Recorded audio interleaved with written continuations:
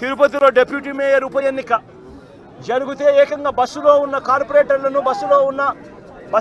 కార్పొరేటర్లను ఏకంగా పోలీసులు ఆధ్వర్యంలోనే అడ్డగించి ఏకంగా బస్సులో ఉన్న కార్పొరేటర్లు బస్సులో ఉన్న ఎమ్మెల్సీను ఏకంగా పోలీసుల ఆధ్వర్యంలోనే కిడ్నాప్ తీసుకొని పోవడం ఏ స్థాయిలోకి దిగజారిపోతా ఉందో నేను అడుగుతా ఉన్నా. చంద్రబాబు నాయుడు గారి సొంత నియోజకవర్గం రామకుప్పంలో జరిగిన ఎంపీపీ ఎన్నిక కూడా అదే పరిస్థితి. ఇదే మాదిరిగా దౌర్జన్యంతోనే ఎన్నిక జరిగించే కార్యక్రమం చేసినారు. పశ్చిమ గోదావరి జిల్లాలో జరిగిన అత్తిలి ఎంపీపీ ఎన్నిక చూసినా ఇదే దౌర్జన్యమే కనిపిస్తుంది. ఎక్కడా వీళ్ళకి సంఖ్యాబలం లేదు, అయినా కూడా దౌర్జన్యంతోనే గెలవాలి అని చెప్పి దౌర్జన్యాలు చేసిన పరిస్థితులే కనిపిస్తూ ఉన్నాయి. విశాఖపట్నంలో కూడా ఇప్పుడు ఏం జరుగుతూ ఉంది? 98 మంది సభ్యులుంటే 56 మంది సభ్యులు వైఎస్ఆర్సీపీ బీఫామ్ మీద వైఎస్ఆర్సీపీ సింబల్ మీద గెలిచిన వాళ్ళు. తెలుగుదేశం పార్టీకి ఎక్కడ ఉంది స్ట్రెంత్ అని అడుగుతా ఉన్నా. ఇక్కడ కూడా దౌర్జన్యం చేస్తూ క్యాంపులో ఉన్న వైఎస్ఆర్సీపీ సభ్యులను సైతం భయపెట్టే కార్యక్రమాలు చేస్తూ ఉన్నారు. ఇళ్లకు వెళ్ళి వాళ్ళ భార్యలను భయపడిస్తూ మీ ఆయన ఎక్కడున్నాడో చెప్పకపోతే మిమ్మల్ని స్టేషన్లో పెడతామని చెప్పి భయపడిస్తూ ఉన్న పరిస్థితులు ఈరోజు రాష్ట్రంలో కనిపిస్తూ ఉన్నాయి. మరోవైపున చూస్తే రాష్ట్రంలో హత్య రాజకీయాలు ఏ స్థాయిలోకి దిగజారిపోయాయి అంటే ఏప్రిల్ 6వ తారీఖున నంద్యాలలో ఈ మధ్యనే నంద్యాల జిల్లాలో సిరివెల్ల మండలంలో యార్లగడ్డ కాన్స్టిట్యున్సీ ఇందూరు ప్రతాప్ రెడ్డి అని చెప్పి మా పార్టీకి సంబంధించిన మండల కన్వీనర్ ప్రతాప్ రెడ్డిపై దారుణంగా హత్యాయత్నం చేశారు.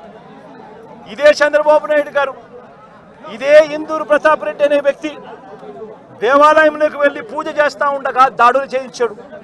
ఇదే చంద్రబాబు నాయుడు గారు ముఖ్యమంత్రిగా ఉన్నప్పుడు 2017లో ప్రతాప్ రెడ్డి అన్నను ప్రభాకర్ రెడ్డిని అతని బావమర్దిని చంద్రబాబు నాయుడు గారి దగ్గర నుండి చంపించిన తర్వాత మా ప్రభుత్వం వచ్చిన తర్వాత ప్రతాప్ రెడ్డికి మేము గన్మెన్ సౌకర్యం మేము కల్పిస్తే చంద్రబాబు నాయుడు గారు వచ్చిన తర్వాత ఆ గన్మెన్ను తీసేసి చివరికి ప్రతాప్ రెడ్డిని చంపే కార్యక్రమం చేయడానికి ఏకంగా చంద్రబాబు నాయుడు గారు పురమాయించిన పరిస్థితులు మన కళ్ళ ఎదుటే కనిపిస్తూ ఉన్నాయి.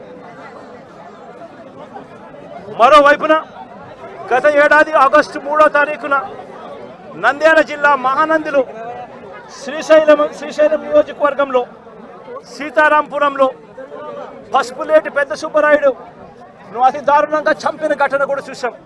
ఆ సుబ్బరాయుడు గారిని చంపినప్పుడు నేను కూడా ఆ ఊరికి వెళ్ళి తనను పరామర్శించి ఎంత దారుణంగా చంపారు, జరిగినది ఎంత అన్యాయమో అని చెప్పి కూడా ప్రశ్నించడం జరిగింది. ఆ ఊరు నుంచి కరెక్ట్గా 10-15 నిమిషాల్లోనే జిల్లా హెడ్ క్వార్టర్స్, అక్కడే ఎస్పీ ఉంటాడు. అయినా దగ్గరుండి హత్య చేయించడం జరిగింది. అదే గ్రామంలో వైఎస్ఆర్సీపీకి సంబంధించిన బీసీ నాయకుడు సుబ్బరాయుడును చంపించే కార్యక్రమం. ఆశ్చర్యం ఏమిటంటే సుబ్బరాయుడు కుటుంబ సభ్యులు పోలీసులకు ఫోన్ చేసి 2-3 గంటల కిందట కూడా ఫోన్ చేసి ఊరిలో ఘటన జరగబోతా ఉంది, బయట నుంచి వ్యక్తులందరూ కూడా మోహరించినారు అని చెప్పినా కూడా కనీసం వచ్చి కాపాడే ప్రయత్నం కూడా జరగల. గత ఏడాది జూలై 23వ తారీఖున పల్నాడు జిల్లా పెదకూరుపాడులో కొసూరులో వైఎస్ఆర్సీపీ నాయకుడు ఈద సాంబిరెడ్డిని కూడా ఇనుప రాడ్లతో దారి కాచి రోడ్డులో కారు ఆపి కొట్టి చనిపోయాడని చెప్పి వదిలేసి వెళ్ళిపోయిన ఘటన. చివరకు తను హాస్పిటల్లో చేరడం, బ్రతకడం, ఈ రోజు కూడా తనకు 2 కాళ్ళు 2 చేతులు కూడా ఈ రోజుకి కూడా ఆపరేషన్ చేసి అవి బతికించే కార్యక్రమాలు చేసే కార్యక్రమాలు ఈ రోజు కూడా జరుగుతూ ఉంది. పల్నాడు జిల్లా వినుకొండలో గత ఏడాది జూలై 17వ తారీఖున వైఎస్ఆర్సీపీకి చెందిన రషీద్ అనే యువకుడిని దారుణంగా నరికి చంపిన పరిస్థితులు మన కళ్ళ ఎదుటే కూడా కనిపించాయి. ఈ ఘటన నేషన్ వైడ్ ఢిల్లీలో మేము దీక్ష చేస్తూ రషీద్ను చంపిన నడి రోడ్డు మీద చంపిన ఘటనను కూడా ఢిల్లీలో దీక్షను చేస్తూ యావత్ దేశానికి కూడా చూపించిన పరిస్థితి కూడా చూసాం.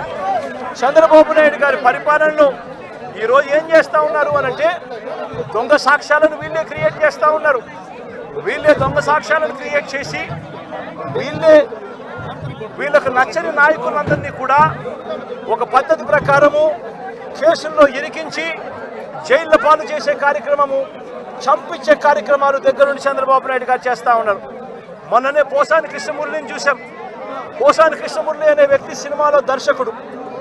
ఆ మనిషి చేసిన తప్పల్లా ఏమిటంటే నంది అవార్డు తనకు ఇస్తే నంది అవార్డును తాను తీసుకోకుండా కుల వివక్ష పాటిస్తున్నారు అని చెప్పి ఒక స్టేట్మెంట్ ఇవ్వడం ఆయన చేసిన తప్పు. 2017లో ఆయన చేసిన ఈ తప్పుకు ఈరోజు ఇన్ని సంవత్సరాల తర్వాత ఆయన మీద 18 కేసులు పెట్టి ఆయన జైళ్ళ చుట్టూ తిప్పి ఏకంగా నెల రోజుల పైనే ఆయన జైల్లో పెట్టించే కార్యక్రమాలు చేశారు.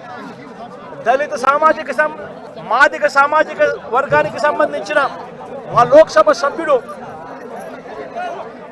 మాజీ లోక్సభ సభ్యుడు నందిగాం సురేష్ పై తప్పుడు కేసులు పెట్టి ఏకంగా 145 రోజులు అతన్ని జైల్లో పెట్టడం కూడా చేశారు.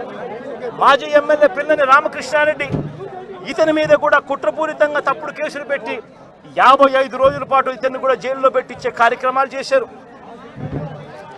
దాడులు చేసేది టీడీపీ వాళ్ళైతే జైల్లో పెట్టింది మా వాళ్ళను, వైఎస్ఆర్సీపీకి సంబంధించిన వాళ్ళను జైల్లో పెడతా ఉన్నారు.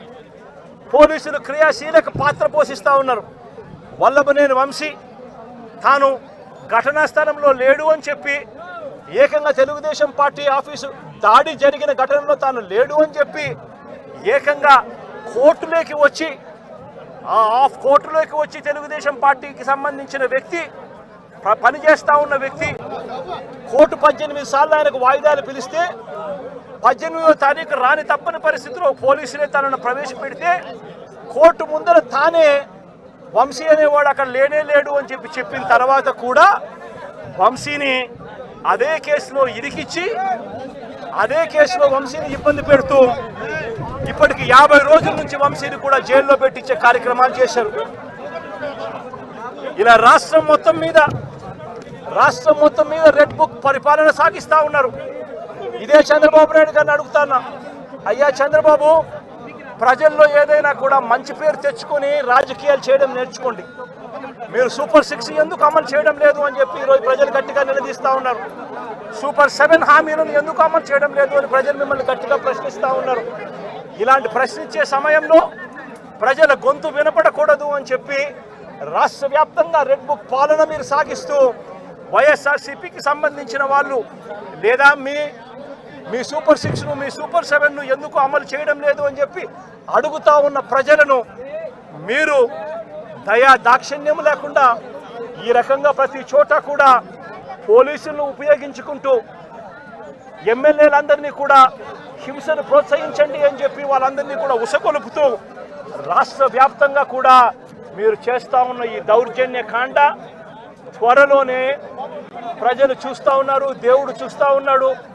ఖచ్చితంగా మీకు బుద్ధి చెప్పే పరిస్థితి త్వరలోనే వస్తుందని చెప్పి ఈ సందర్భంగా చంద్రబాబు నాయుడు గారికి గట్టిగా మందలిస్తూ చెప్తా ఉన్నా.